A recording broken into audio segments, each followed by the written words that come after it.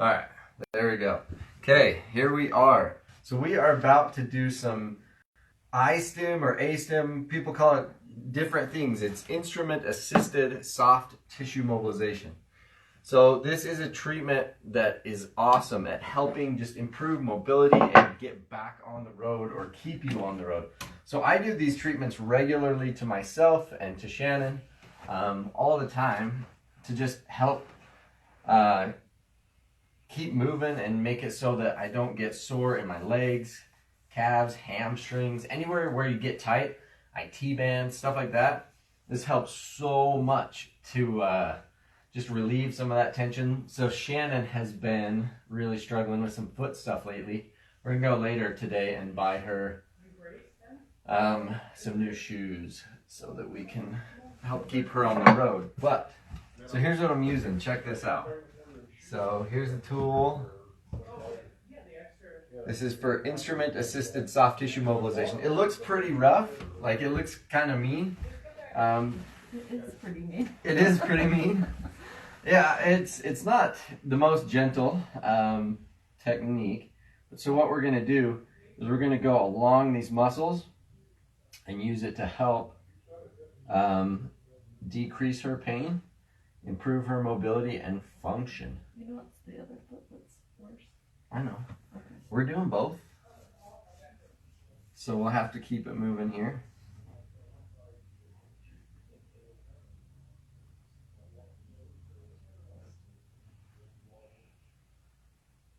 So starting with kind of that broad stroke of the broader blade, and then we'll refine from there. So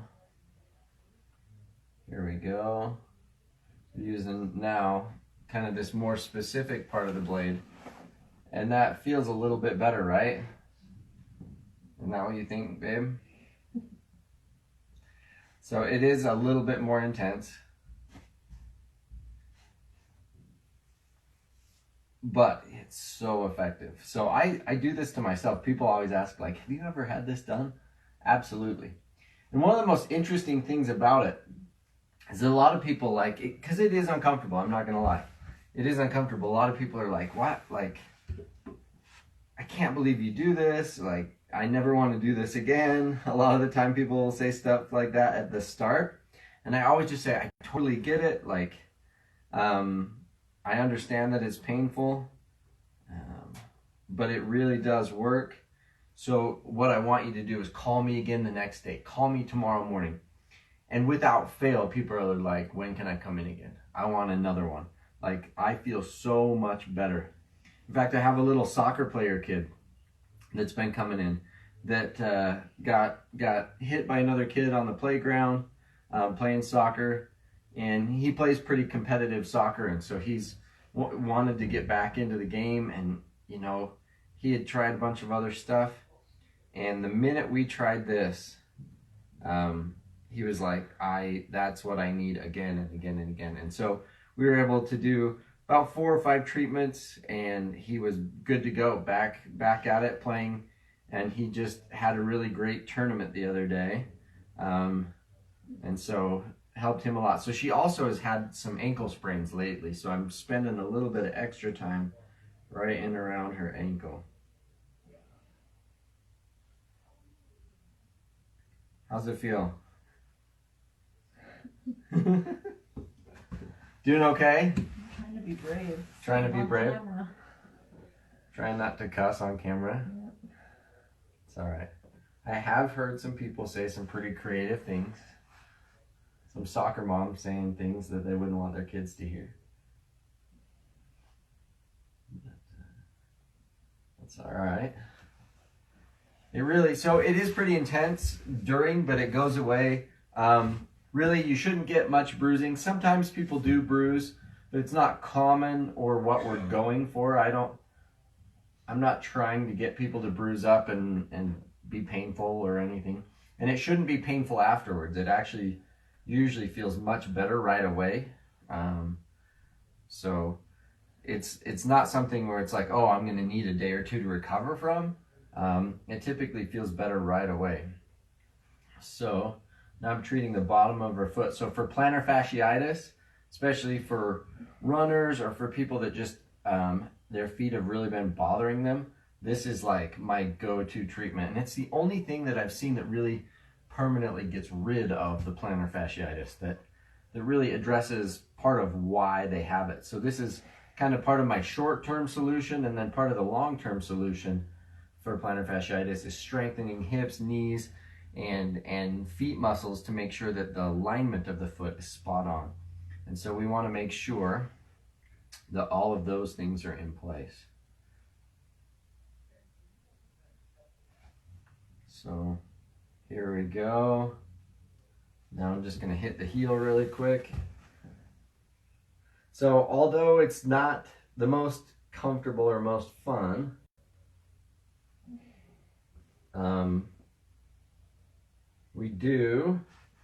it's not very long. It goes pretty quick.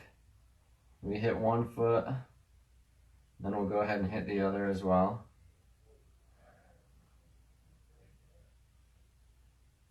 All right. So in the fat pad there in the heel, that's not too bad typically for people. I've just got a couple other little spots. So we didn't hit quite as much.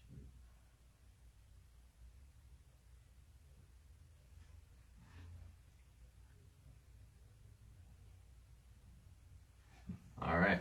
So I do one of these treatments every few days on Shannon over the last little while. So about twice a week is usually what I'll treat her to help keep her running so that she doesn't miss too much time from little aches and pains and little running injuries. And so it's a great thing to do somewhat preventatively even. You can get treated every so often and it'll help keep you on the road.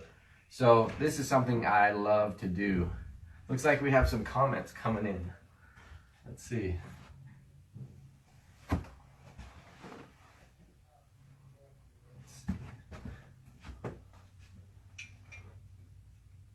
Sorry, battery's running low on Shannon's phone. There we go. Let's see. Sorry, came in late. What is he doing? Oh, so this is called instrument-assisted soft tissue mobilization. I'm scraping along her muscles and everything with this tool to help her be able to get rid of a lot of pain, a lot of scar tissue and buildup and stuff that makes it so her muscles don't function properly. It helps a lot with tendinitises, plantar fasciitis, and other things like that to get rid of that scar tissue formation and help things move the way they should. And so that's what this is called. It's called instrument-assisted soft tissue mobilization. A lot of people call it IASTM or IASTM. I love it. I use it on a lot of my patients for back pain, shoulder pain, leg stuff, especially IT band syndrome, plantar fasciitis, calf problems. Really, it works wonders for tendinitis or tendinosis problems. Very, very effective. So somebody was saying that they've got a friend or somebody else that's tried it. Yeah, if you've heard about it or tried it, it's definitely got a reputation of not being the most fun, but it's very, very effective. So I use this all the time for patients of all ages, stages, but really for my athletes, it is critical. If I was a pro athlete and could have somebody like me follow them around all the time, I would have this done before every single event. So before every game, every match, whatever, I would have somebody scrape me down head to toe.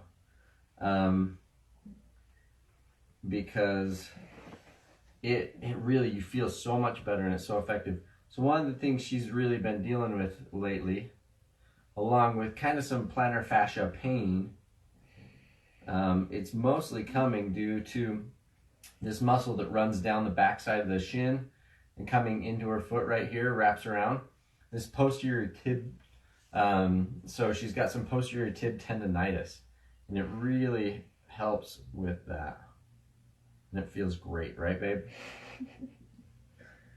She hasn't kicked me yet, so we're doing pretty good compared to normal.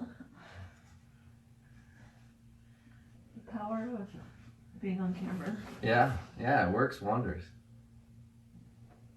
I always make one of the kids, when I do this at home, I always make one of the kids sit in the room so she doesn't cuss so much. Right?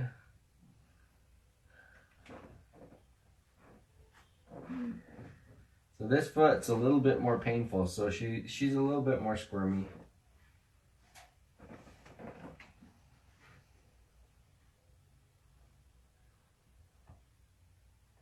And I'm really not pushing very hard.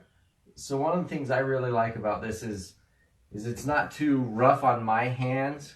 So I can do a lot of treatments in one day with it. And I can do longer treatments and still have it be effective for my patients. And so I really love that about it. But there's really no other way that I've found that's quite as effective. I can't get the same effect with just my hands. I can't get to the scar tissue and break it up quite as effectively as I can with the tool. And so that's why we use this tool. And so there's a bunch of different brands of the tools. Some people have heard of Graston or IASTM tools. And so that's kind of where that name IASTM comes from, because there's a bunch of different tools for how to use it and different kind of methodologies of how to do the treatment and different strokes to use and stuff like that. So just depending on kind of the camp in where you were trained, your technique may vary a little bit from clinician to clinician, but the overarching idea is the same. I've found it to be very effective, and most of the other clinicians that I talk to that have done it or tried it have had pretty good success with it, as long as they are consistent with how they apply it. But I love it. I use it all the time in the clinic, and it really is one of my top ways that I keep people doing the stuff they love to do. So one of the things that's a big fear for a lot of runners is like, am I going to have to stop running? Because they don't want to have to take time out. And this is a treatment that I can do and keep people mobile a lot of the time. So obviously, if it's too bad or if it's going to lead to further injury, we want to back off.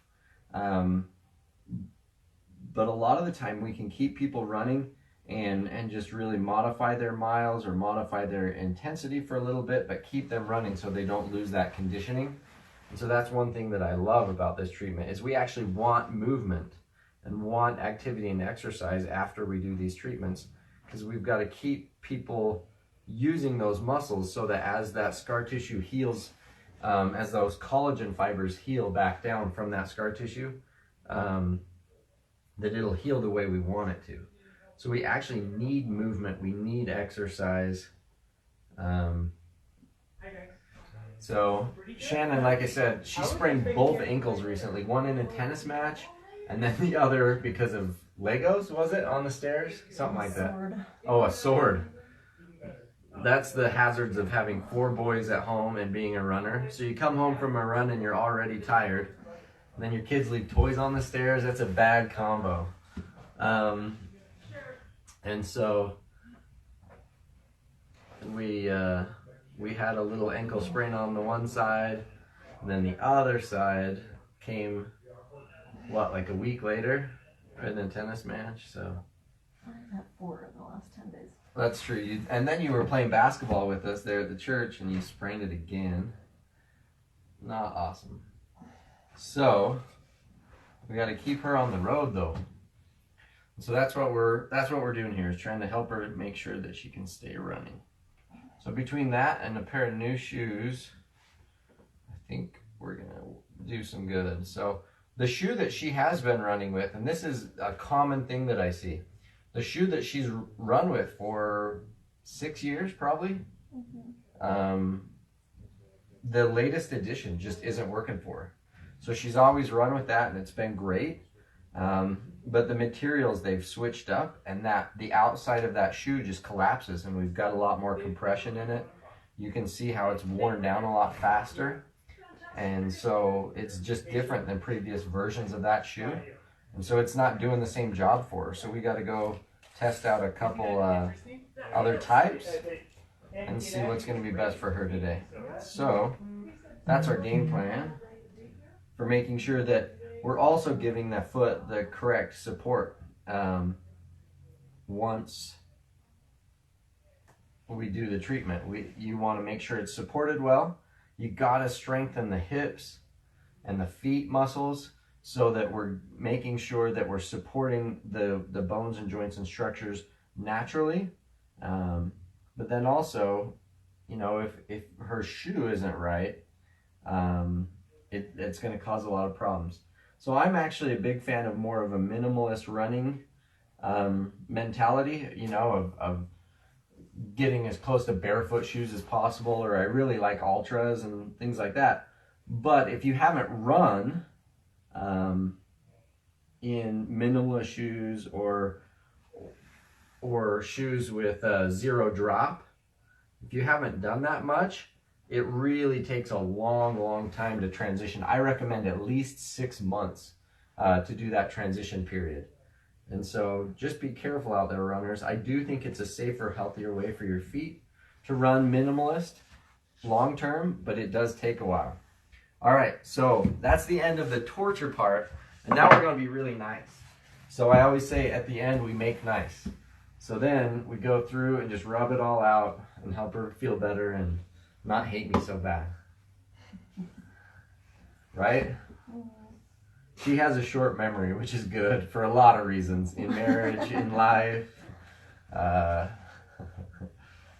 for a lot of reasons. It's a good thing. With 4 boys, she needs to have a short memory, because there's a couple holes in the walls down in the basement that I may have been a part of. And so it's good that she has a short memory. Playing football in the basement gets dangerous. Right?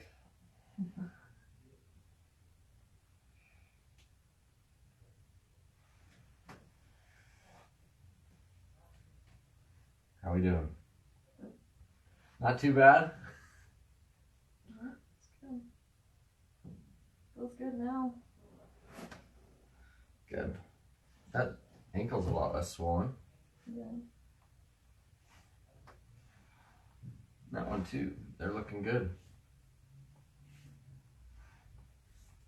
So after this, I'd put her through then a specific workout routine to strengthen the feet muscles and also really target the hips.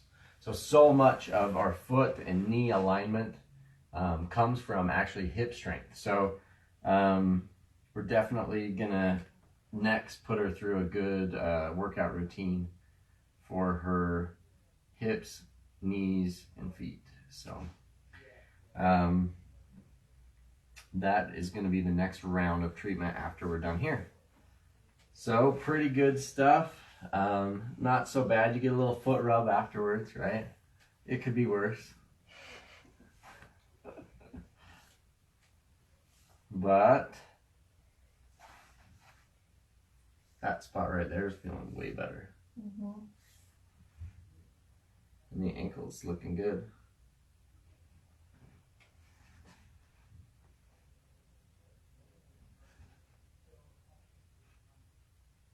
Yeah, it's feeling good.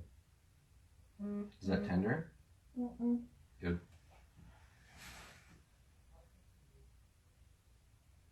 What about through here? It's still tender, but it's not bad. That's bad. Okay. Same thing over here. Yeah, the left side's worse than the right. Yeah. Right in there. It's more tender on that ankle too. Okay.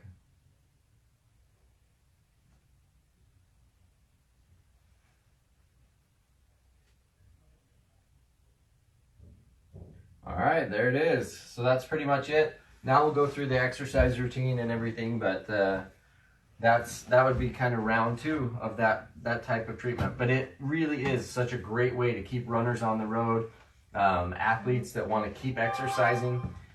Helps so much to just make it so you don't have as much downtime with foot or knee problems, things like that. So awesome stuff. Thanks guys for joining, and we will catch you next time.